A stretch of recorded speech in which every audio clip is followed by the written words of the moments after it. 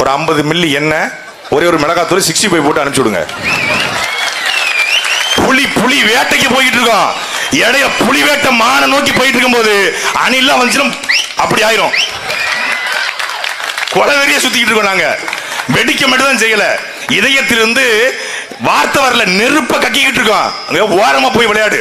மும்பையில திரிசா கூட போயிருக்காரு, அங்க போய் என்னன்னு பாருப்போ.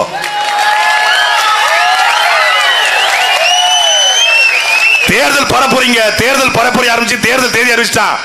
ஐயா ஸ்டாலின் அவர்கள் தமிழ்நாட்டுடைய எதுக்கு முதலமைச்சர் ஸ்டாலின் அவர்கள் வந்து கூட்டணி பேச்சுவார்த்தை நடத்திட்டு இருக்காரு. எடப்பாடி பழனிசாமி கூட்டணி பேச்சுவார்த்தை, ஒவ்வொரு கட்சியும் கூட்டணி பேச்சுவார்த்தை. இவர் யாரோட பேச்சுவார்த்தை? நடிகை திரிசா கூட கூட்டணி பேச்சுவார்த்தை. டேய், நீங்க எல்லாம் பேசலாமாடா? எங்களை பேசலாமாடா?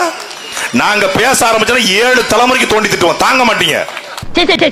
நம்ம தலைவர் இப்படி செய்வாரு எதிர்பார்க்கல. செயலாளரே, என்ன நடந்தது? ஏன் இப்படி பதட்டப்படுறீங்க? பொருளாளர் கொஞ்சிட்டு இருக்காருயா.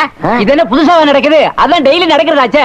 இப்படி விட்டா நம்ம கட்சிக்கு அழுக்கு. செயலாளர் சொல்றதுதான் கரெக்ட். செயலாளரே, இன்னைக்கு ஒரு முடிவு எடுத்தாகணும். உடனே பொதுக்குழு கூட்டி ஆகணும். பொதுக்குழு கூட்டிட்டேன். கூப்பிடியா தலைவரே?